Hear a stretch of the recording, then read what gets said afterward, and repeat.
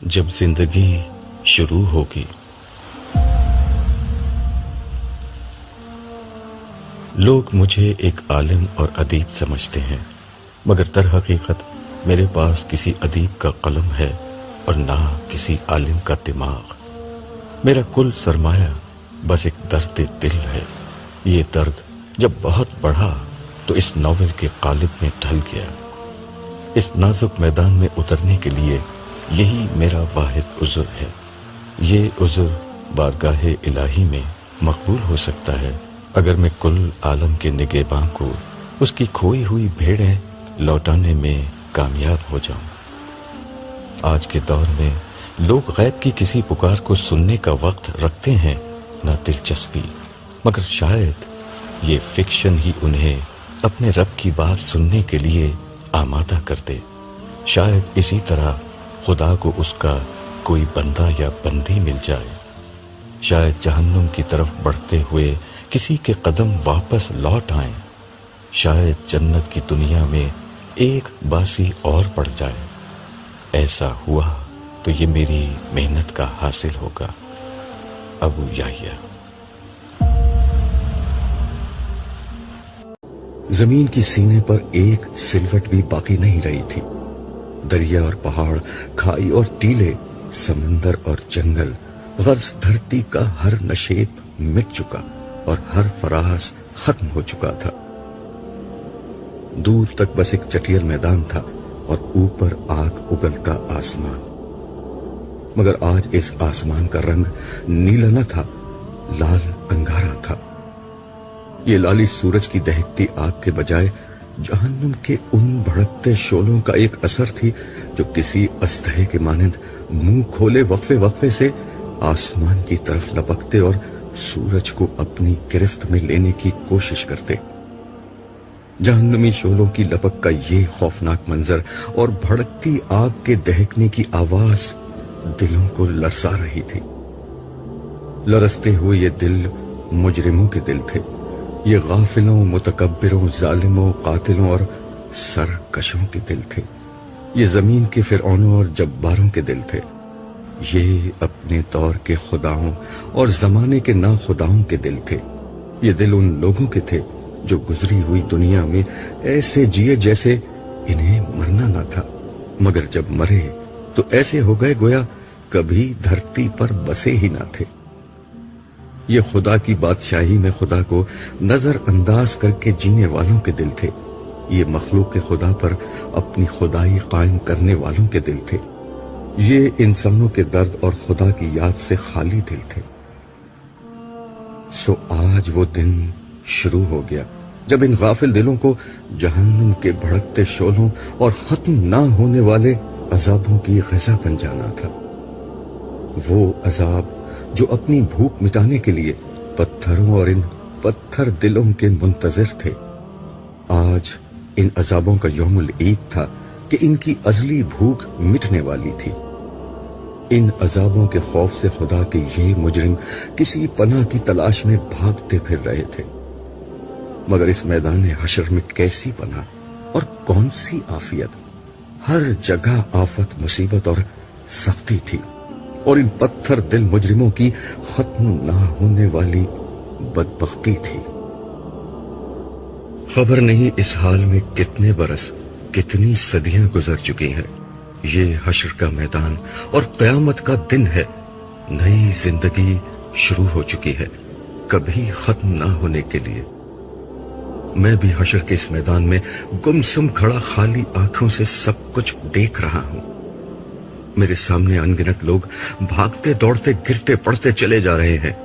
फजा में शोलों के भड़कने की आवाज के साथ लोगों के चीखने चिल्लाने, रोने पीटने और आहुजारी की आवाजें गूंज रही हैं। लोग एक दूसरे को बुरा भला कह रहे हैं, गालियां दे रहे हैं, लड़ झगड़ रहे हैं, इल्जाम तराशी कर रहे हैं, आपस में गुत्थम गुत्था है। कोई सर पकड़े बैठा है, कोई मुंह पर खाक डाल रहा है, कोई चेहरा छुपा रहा है, कोई शर्मिंदगी उठा रहा है, कोई पत्थरों से सर टकरा रहा है, कोई सीना को भी कर रहा है, कोई खुद को कोस रहा है, कोई अपने माँ बाप, बीवी बच्चों, दोस्तों और लीडरों को अपनी इस तबाही का जिम्मेदार ठहराकर ان پر برس رہا ہے۔ ان سب کا مسئلہ ایک ہی ہے، قیامت کا دن آ گیا ہے اور ان کے پاس اس دن کی کوئی تیاری نہیں۔ اب یہ کسی دوسرے کو الزام دیں یا خود کو برا بھلا کہیں، ماتم کریں یا صبر کا دامن تھامیں، اب کچھ نہیں بدل سکتا۔ اب تو صرف انتظار ہے کائنات کے مالک کے ظہور کا، جس کے بعد حساب کتاب شروع ہوگا اور عدل کے ساتھ ہر شخص کی قسمت کا فیصلہ ہو جائے گا۔ یکا یک ایک آدمی میرے بالکل قریب چلایا، اس سے تو موت اچھی تھی، اس سے تو قبر کا گڑھا اچھا تھا۔ میں ارد گرد کی دنیا سے بالکل کٹ چکا تھا کہ یہ چیخ نما آواز مجھے سوچ کی وادیوں سے حقیقت کے اس میدان میں لے آئی جہاں میں بہت دیر سے گمسم کھڑا تھا۔ لمحہ بھر میں میرے ذہن میں ابتدا سے انتہا تک سب کچھ تازہ ہو گیا۔ اپنی کہانی، دنیا کی کہانی، زندگی کی کہانی، سب فلم کی ریل کی طرح میرے دماغ میں گھومنے لگی۔ اس بھیانک دن کے آغاز پر میں اپنے گھر میں تھا۔ اس گھر کا محل وقوع خارجی دنیا کے کسی شخص کو سمجھایا نہیں جا سکتا۔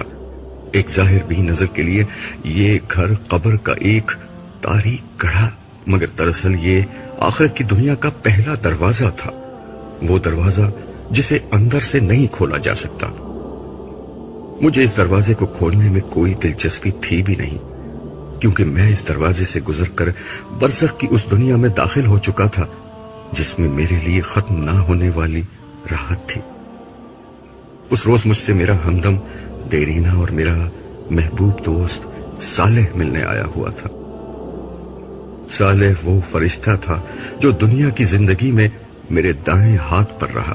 اس کی قربت موت کے بعد کی زندگی میں میرے لیے ہمیشہ باعث طمانینت رہی تھی، اور آج بھی ہمیشہ کی طرح ہماری پر لطف گفتگو جاری تھی۔ دوران گفتگو میں نے اس سے پوچھا، یار یہ بتاؤ تمہاری ڈیوٹی میرے ساتھ کیوں لگائی گئی ہے؟ بات یہ ہے عبداللہ کہ میں اور میرا ساتھی دنیا میں تمہارے ساتھ ڈیوٹی کیا کرتے تھے۔ وہ تمہاری برائیاں اور میں نیکیاں لکھتا تھا۔ تم مجھے 2 منٹ فارغ نہیں رہنے دیتے تھے، کبھی اللہ کا ذکر، کبھی اس کی یاد میں آنسو، کبھی انسانوں کے لیے دعا، کبھی نماز، کبھی اللہ کی راہ میں خرچ، کبھی خدمت خلق۔ کچھ اور نہیں تو تمہارے چہرے پر ہمہ وقت دوسروں کے لیے مسکراہٹ رہتی تھی، اس لیے میں ہر وقت کچھ نہ کچھ لکھتا ہی رہتا تھا۔ تم نے مجھے تھکا کر مار ہی ڈالا تھا، لیکن ہم فرشتے تم انسانوں کی طرح تو ہوتے نہیں کہ برائی کا بدلہ برائی سے دیں، اس لیے تمہاری اس برائی کے جواب میں بھی دیکھ لو، میں تمہارے ساتھ ہوں اور تمہارا خیال رکھتا ہوں۔ صالح نے انتہائی سنجیدگی سے میری بات کا جواب دیا۔ میں نے اس کی بات کے جواب میں اسی سنجیدگی کے ساتھ کہا، تم سے زیادہ برائی میں نے الٹے ہاتھ والے کے ساتھ کی تھی۔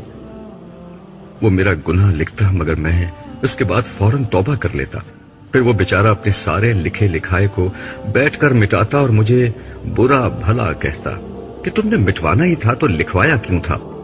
آخرکار اس نے تنگ آ کر اللہ تعالیٰ سے دعا کی کہ اس شخص سے میری جان چھڑائیں، اس لیے موت کے بعد سے اب تم ہی میرے ساتھ رہتے ہو۔ یہ سن کر صالح ہنسنے لگا اور بولا، فکر نہ کرو، حساب کتاب کے وقت وہ پھر آ جائے گا، قانون کے تحت ہم دونوں مل کر ہی تمہیں اللہ تعالیٰ کے سامنے پیش کریں گے۔ یہ بات کہتے کہتے اس کے چہرے پر گہری سنجیدگی کے آثار نمودار ہو گئے۔ وہ بولتے بولتے چپ ہوا اور سر جھکا کر ایک گہری خاموشی میں ڈوب گیا۔ میں نے اس کا یہ انداز آج تک نہ دیکھا تھا۔ چند لمحوں بعد اس نے سر اٹھایا تو اس کے چہرے سے ہمیشہ رہنے والی شگفتگی اور مسکراہٹ رخصت ہو چکی تھی، اور اس کی جگہ خوف و حزن کے سایوں نے لے لی تھی۔ مجھے دیکھ کر وہ مسکرانے کی ناکام کوشش کرتے ہوئے بولا، عبداللہ، اسرافیل کو حکم مل چکا ہے، خدا کا وعدہ پورا ہونے کا وقت آ گیا ہے، اہل زمین کی مہلت ختم ہو گئی ہے، تم کچھ عرصہ مزید برزخ کے اس میدان میں خدا کی رحمتوں کے سائے میں رہو گے، مگر میں اب رخصت ہو رہا ہوں، اب میں تم سے اس وقت ملوں گا جب زندگی شروع ہوگی. تمہاری آنکھ کھلے گی تو قیامت کا دن شروع ہو چکا ہوگا. میں اس روز تم سے دوبارہ ملوں گا. زندگی کے ہنگامے جاری تھے. بازاروں میں وہی چہل پہل اور گہما گہمی تھی. New York, Los Angeles, London, Paris, Shanghai, Delhi, Moscow, Karachi, Lahore, ہر جگہ رونق میلے لگے ہوئے تھے. رات کو دن کر دینے والی سیلابی روشنیوں میں 2020 کرکٹ میچ اور فٹ بال ورلڈ کپ کے مقابلے. ان کو دیکھتے اور تالیاں بجاتے تماشائی، پب اور بار میں شراب پیتے اور کلبوں میں اسٹریپٹیز دیکھتے بدمست لوگ. ہالی ووڈ اور بالی ووڈ کی ایکشن اور تھرل فلموں میں اداکاروں کے جلوے اور ان جلووں کے شوقین تماش بین. فلموں، ڈراموں، اسٹیج ٹی وی، بیلے ڈانس اور فیشن شوز میں تھرکتی مٹکتی اپنے جسم کی نمائش کرتی ماڈلز اور اداکارائیں، اور اس نمائش سے اپنی تجوریاں بھرتے سرمایہ دار، نئے دور کے نئے فاتحین عالم، ملٹی نیشنل کمپنیوں کے مالکان اور ان کو اپنا علم و ہنر بیچ کر اپنے مستقبل کے خواب بننے والے باصلاحیت نوجوان. میڈیا کی چمک دمک، صحافت کے مرچ مسالے اور بازار سیاست کے ماند نہ پڑنے والے مکر و فریب کے ہنگامے. بازاروں میں گھومتے اور خریداری کرتے مرد و خواتین اور ان کو بلاتی رجھاتی دکانیں اور دکاندار.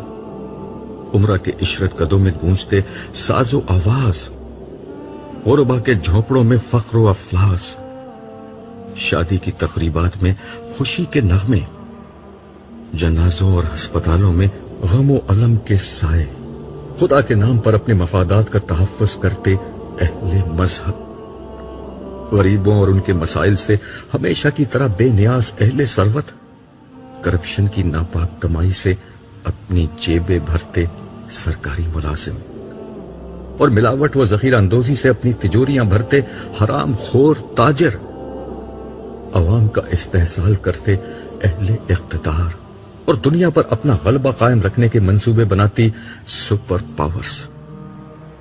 سب اپنے اپنے مشغلوں اور کاموں میں مگن تھے. اہل زمین جو ہمیشہ سے کرتے آئے تھے وہی کر رہے تھے.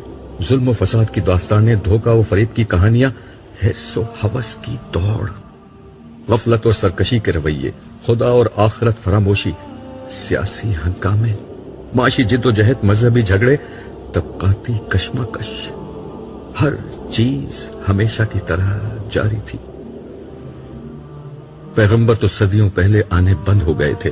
ایگریکلچرل ایج انڈسٹریل ایج سے بدلی اور انڈسٹریل ایج انفارمیشن ایج سے، مگر انسانی رویے نہیں بدلے، ان کے غم بھی نہیں بدلے. وہی کاروبار اور روزگار کی پریشانیاں، وہی عشق و محبت کی ناکامیاں، وہی موت اور بیماری کے مسائل. اس وقت بھی انسانوں کے ہاں ہر غم تھا سوائے غم آخرت کے، ہر خوف تھا سوائے خوف خدا کے. آسمان کی آنکھ یہ دیکھ رہی تھی کہ خدا کی زمین کو ظلم و فساد سے بھر دینے والا انسان اب دھرتی کا ناقابل برداشت بوجھ بن گیا ہے. تو انسان کو بار بار ہلایا گیا. نبی و آخر زمان کی پیش گوئیاں پوری ہونے لگی.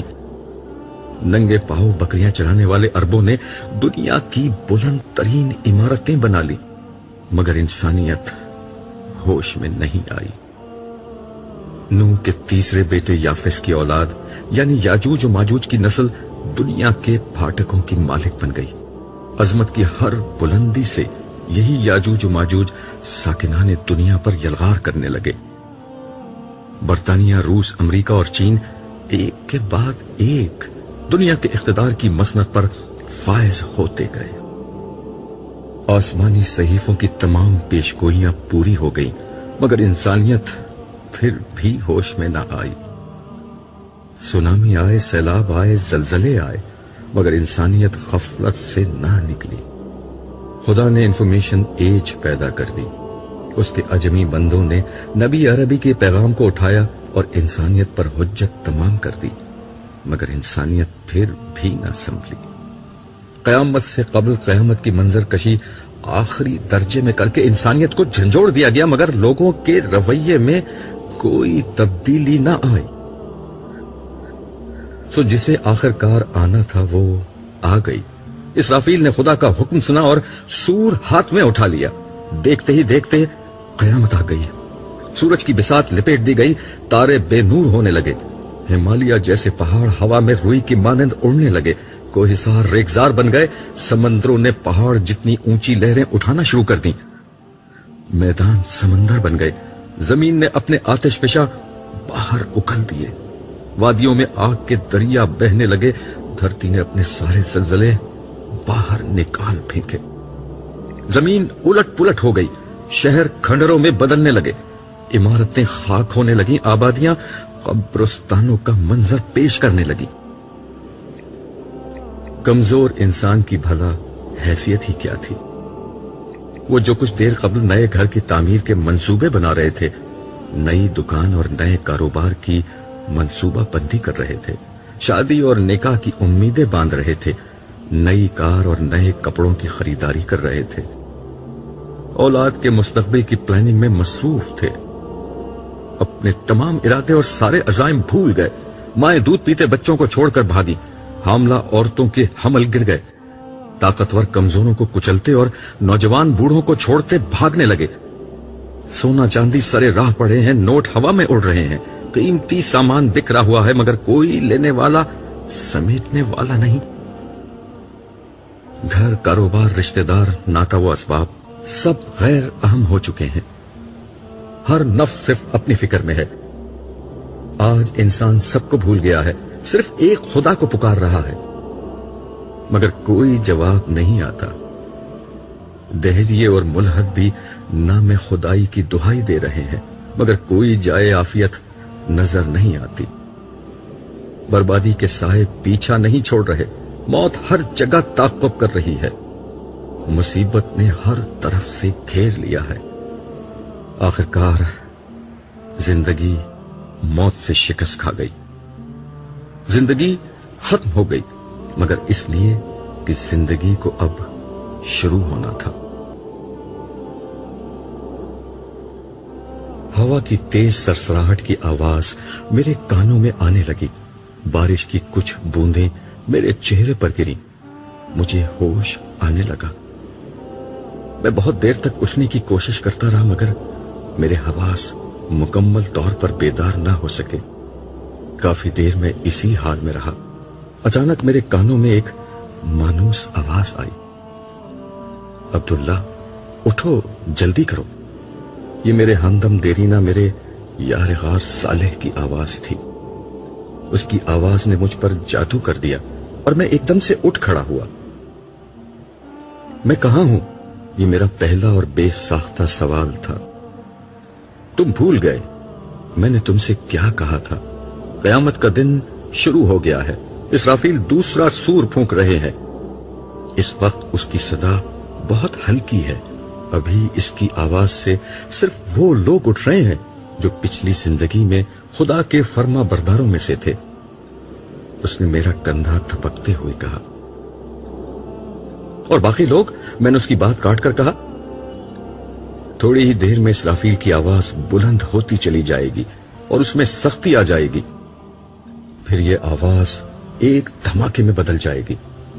اس وقت باقی سب لوگ بھی اٹھ جائیں گے، مگر وہ اٹھنا بہت مصیبت اور تکلیف کا اٹھنا ہوگا۔ ہمیں اس سے پہلے ہی یہاں سے چلے جانا ہے، اس نے تیزی سے جواب دیا۔ مگر کہاں؟ یہ سوال میری آنکھوں سے جھلکا ہی تھا کہ صالح نے اسے پڑھ لیا۔ تم خوش نصیب ہو عبداللہ، ہم عرش کی طرف جا رہے ہیں، وہ تیزی سے قدم اٹھاتا ہوا بولا۔ پھر مزید تفصیل بتاتے ہوئے اس نے کہا، اس وقت صرف انبیاء، صدیقین، شہداء اور صالحین ہی اپنی قبروں سے باہر نکلے ہیں۔ یہ وہ لوگ ہیں جن کی کامیابی کا فیصلہ دنیا ہی میں ہو گیا تھا، یہ وہ لوگ ہیں جنہوں نے خدا کو بن دیکھے مان لیا تھا، اسے چھوئے بغیر پا لیا تھا، اور اس کی صدا اس وقت سن لی جب کان اس کی آواز سننے سے قاصر تھے۔ یہ لوگ اس کے رسولوں پر ایمان لائے اور ان کی نصرت اور اطاعت کا حق ادا کر دیا۔ ان کی وفاداری اپنی مذہبی شخصیات، اپنے لیڈروں، اپنے فرقے کے اکابرین اور اپنے باپ دادا کے عقائد اور تعصبات سے نہ تھی، بلکہ صرف اور صرف خدا اور اس کے رسولوں سے تھی۔ انہوں نے خدا پرستی کے لیے ہر دکھ جھیلا، ہر طعنہ سنا، ہر سختی برداشت کی، اعلیٰ اخلاق اور بلند کردار کو اپنی زندگی بنایا، خدا سے محبت اور مخلوق پر شفقت کے ساتھ زندگی گزاری۔ عبداللہ، آج ان لوگوں کے بدلے کا وقت ہے، اور یہ ہے ان کے بدلے کا آغاز۔ صالح کی باتیں سنتے ہوئے میرے چہرے سے حیرت اور اس کے چہرے سے خوشی ٹپک رہی تھی۔ مگر میں تو جنت میں تھا۔ اور صالح نے ہنستے ہوئے میری بات کاٹ کر کہا، میرے دوست، وہ برزخ کا زمانہ تھا، خواب کی زندگی تھی، اصل زندگی تو اب شروع ہوئی ہے، جنت تو اب ملے گی۔ ویسے وہ بھی حقیقت ہی تھی، دیکھ لو، تمہاری اور میری دوستی وہیں پر ہی ہوئی تھی۔ میں اپنا سر جھٹک کر اسے دیکھنے لگا۔ کچھ میری سمجھ میں آ رہا تھا اور بہت کچھ سمجھنا ابھی باقی تھا، مگر اس لمحے میں نے اپنے آپ کو صالح کے حوالے کرنا زیادہ بہتر محسوس کیا۔ صالح سے میری دوستی اس وقت ہوئی تھی جب میں نے موت کے بعد، یا زیادہ درست الفاظ میں فانی دنیا کے دھوکے سے نکل کر حقیقت کی دنیا میں قدم رکھا تھا۔ لوگ موت سے بہت ڈرتے ہیں، مگر میرے لیے موت ایک انتہائی خوشگوار تجربہ تھی۔ ملک الموت اسرائیل کا نام دنیا میں دہشت کی ایک علامت ہے، مگر میرے سامنے وہ ایک انتہائی خوبصورت شکل میں آئے تھے۔ انہوں نے بہت محبت اور شفقت سے میری شخصیت یعنی میری روح کو میرے جسم سے جدا کیا۔ میرا جسمانی وجود سابقہ دنیا میں رہ گیا اور میری اصل شخصیت کو انہوں نے اس نئی دنیا میں، جس کا نام عالم برزخ تھا، منتقل کر دیا۔ برزخ کا مطلب پردہ ہوتا ہے۔ ملک الموت کے ظاہر ہوتے ہی میرے اور پچھلی دنیا کے درمیان ایک پردہ حائل ہو گیا، جس کی بنا پر اس دنیا سے میرا رابطہ ختم ہو گیا تھا۔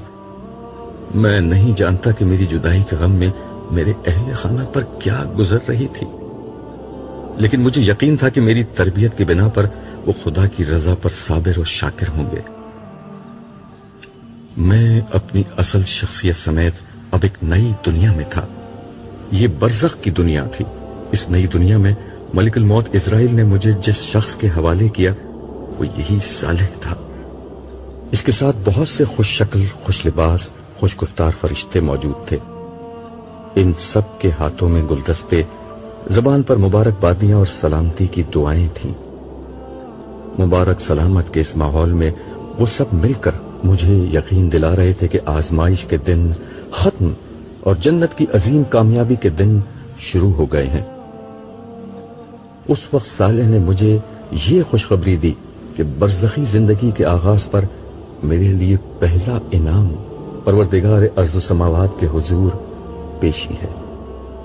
اس نے مجھے بتایا کہ یہ اعزاز ہر شخص کو نہیں ملتا۔ میرے لیے یہ خوشخبری جنت کی خوشخبری سے بھی زیادہ قیمتی تھی۔ ان سب کی میت میں میرا سفر شروع ہوا۔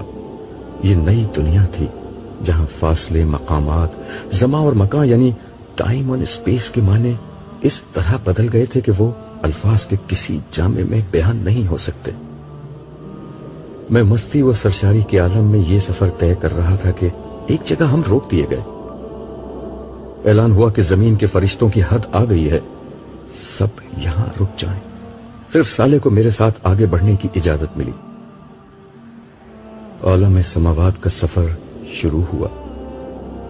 جلد ہی ہم ایک اور جگہ پہنچ کر رک گئے۔ یہاں جبریل امین خاص طور پر میرے استقبال کے لیے آئے تھے۔ مجھے دیکھ کر وہ کہنے لگے، عبداللہ، تم مجھ سے پہلی دفعہ مل رہے ہو، مگر میں تم سے پہلے بھی کئی دفعہ مل چکا ہوں۔ پھر ہولے سے میرا کندھا تھپ تھپاتے ہوئے بولے، آقا کے حکم پر کئی دفعہ میں نے تمہاری مدد کی تھی، مگر ظاہر ہے تم اس وقت یہ نہیں جانتے تھے۔ آقا کے لفظ سے میرے چہرے پر ایک روشنی پھوٹی جسے جبریل کے نورانی وجود نے الفاظ میں ڈھلنے سے قبل ہی پڑھ لیا اور کہا، آؤ چلو میں تمہیں تمہارے انداتا سے ملاتا ہوں۔ نبیوں کے علاوہ یہ احساس بہت کم انسانوں کو حاصل ہوتا ہے کہ وہ اس طرح बारगाह ओहदियत में पेश किए जाएं। तुम वाकई बहुत खुश नसीब हो। हम आगे बढ़े तो मेरे जहन में एक सवाल पैदा हुआ, जिसका पूछ लेना ही मुनासिब ख्याल करते हुए मैंने जिब्रील अलैहिस्सलाम से अर्ज किया, क्या हम सिदरतुल मुंतहा की तरफ जा रहे हैं? नहीं, जिब्रील अमीन ने जवाब दिया। फिर मजीद वजाहत करते हुए कहा, तुम्हारे जहन में गालिबन मेराज वाली बात है। वो अंबिया का रास्ता है। अंबिया की हुजूरी के मुकामात बहुत आला होते हैं, फिर उन्हें मुशाहिदात भी कराए जाते हैं। तुम्हारा रास्ता बिल्कुल अलग है। तुम्हें सिर्फ बारगाह अलवहियत में सजदे का एजाज बख्शने के लिए बुलाया गया है, और गालिबन तुम्हारी वजह से सालेह को भी यहां तक आने की इजाजत मिली है। उस लम्हे मैंने सालेह को देखा, जिसका चेहरा खुशी से दमक रहा था। जिब्रील अमीन ने गुफ्तगू का सिलसिला जारी रखते हुए कहा, खुदा की हस्ती लामहदूद है, उसके मकामात भी लामहदूद हैं। तुम्हारी दुनिया में इन मकामात का कोई अंदाजा नहीं किया जा सकता। जो कुछ तुम दुनिया में जानते थे वो बहुत महदूद और कम था। आज मरने के बाद तुम्हारी आंखें खुली हैं। अब तुम वो दुनिया देख रहे हो जिसके कमालात की कोई हद नहीं। मैं जो कुछ देख रहा था वो वाकई जिब्रील अमीन की सच्चाई का सबूत था। मैंने दिल में सोचा कि अल्लाह का शुक्र है कि मैं कुफ्र और नाफरमानी के हाल में नहीं मरा, मगर ना आंखें तो उस वक्त भी खुलती, मगर जो कुछ देखने को मिलता वो बहुत ज्यादा बुरा और भयानक होता। जिब्रील अमीन की मैयत में हम मुख्तलिफ मराहिल तय करते हुए हामिलीन अर्श के करीब पहुंचे। यहां नूर, रंग और रोशनी का एक ऐसा हसीन और लतीफ इम्तिजाज छाया हुआ था जो बयान की गिरफ्त से बाहर था। हामिलीन अर्श के सर झुके हुए थे, चेहरे पर खशियत का असर और तमानियत का नूर फैला हुआ था। जिब्रील अमीन ने बताया, परवरदिगार की बारगाह का हर हुक्म इन्हीं फरिश्तों की वसातत से नीचे जाता और नीचे वालों का हर फेल इन्हीं के जरिए से आलम के परवरदिगार के हुजूर पेश किया जाता है। मैं कुर्ब इलाही के इस मकाम को रश्क भरी नजरों से देख रहा था। उन्होंने भी नजर उठाकर मुझे देखा और लम्हा भर के लिए उनके चेहरों पर मुस्कुराहट आई। मेरा हौसला बढ़ा। मेरे रुएं रुएं से उस हस्ती की हम्दो सना बुलंद होने लगी जिससे मिलने की ख्वाहिश में सारी जिंदगी गुजार दी थी। फिर चलते चलते मुझ पर न जाने क्यों लर्जा तारी होने लगा। खुदा से मिलने की शदीद तरीन ख्वाहिश पर उसकी अजमत का एहसास गालिब आ गया। उस लम्हे मुझ पर इतना शदीद रोब तारी हुआ कि मैं घबरा कर वापस पीछे हटने लगा।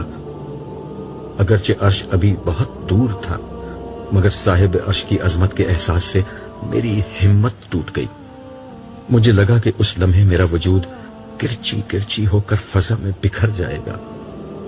शायद यही होता, मगर ऐसे में मेरे कानों में जिब्रील अमीन की आवाज आई, यहीं सजदे में गिर जाओ।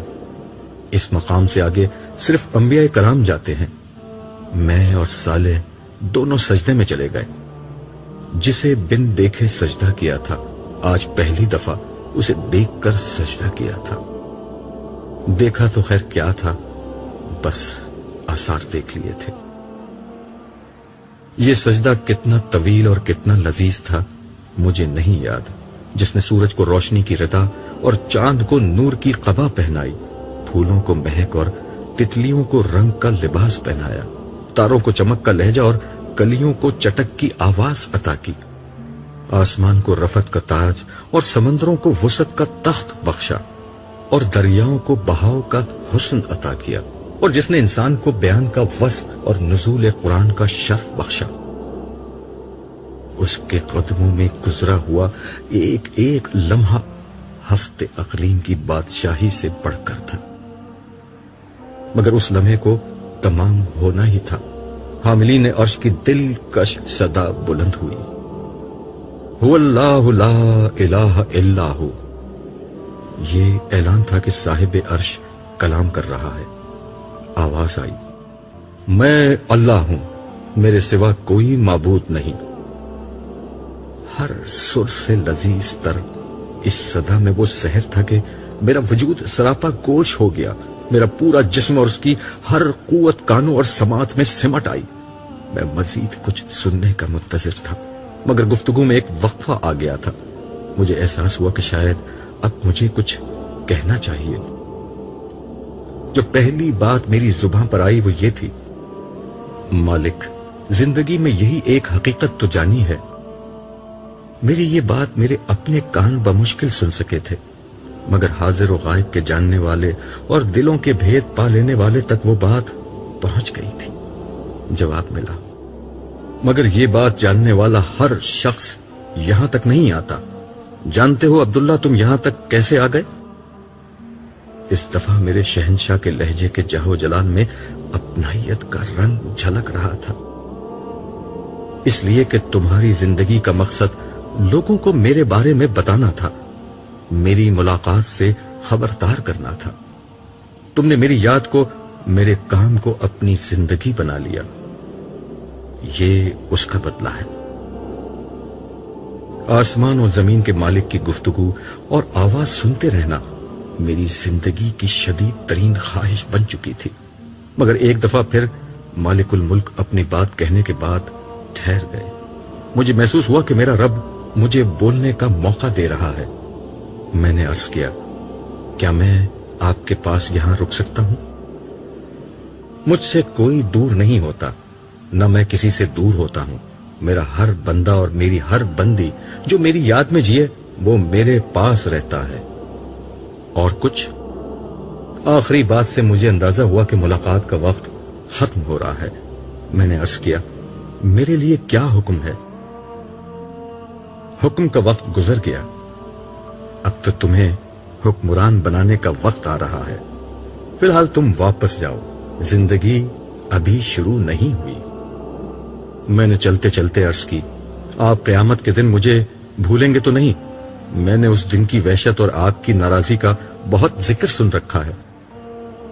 فضا میں ایک حسین تبسم بکھر گیا. کھنکتے ہوئے لہجے میں صدا آئی: بھولنے کا عارضہ تم انسانوں کو ہوتا ہے.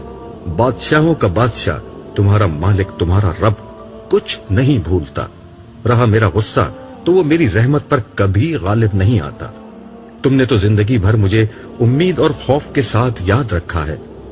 میں بھی تمہیں درگزر اور رحمت کے ساتھ یاد رکھوں گا. لیکن ایک لمحے کے شاہانہ توقف کے بعد ارشاد ہوا: تمہاری تسلی کے لیے میں صالح کو تمہارے ساتھ کر رہا ہوں. یہ ہر ضرورت کے موقع پر تمہارا خیال رکھے گا. یہ تھی میری اور صالح کی پہلی ملاقات کی رویداد اور اس کے ساتھ میرے رہنے کی اصل وجہ. عالم برزخ میں میری زندگی جسم کے بغیر تھی. اس میں میرے احساسات، جذبات، تجربات اور مشاہدات کی کیفیت ویسی ہی تھی جیسی خواب میں ہوتی ہے، یعنی غیر مادی مگر شعور سے بھرپور زندگی جس میں مجھے ان نعمتوں کا مکمل احساس رہتا جو جنت میں مجھے ملنے والی تھی. صالح میری خواہش پر وقفے وقفے سے مجھ سے ملنے آتا رہا.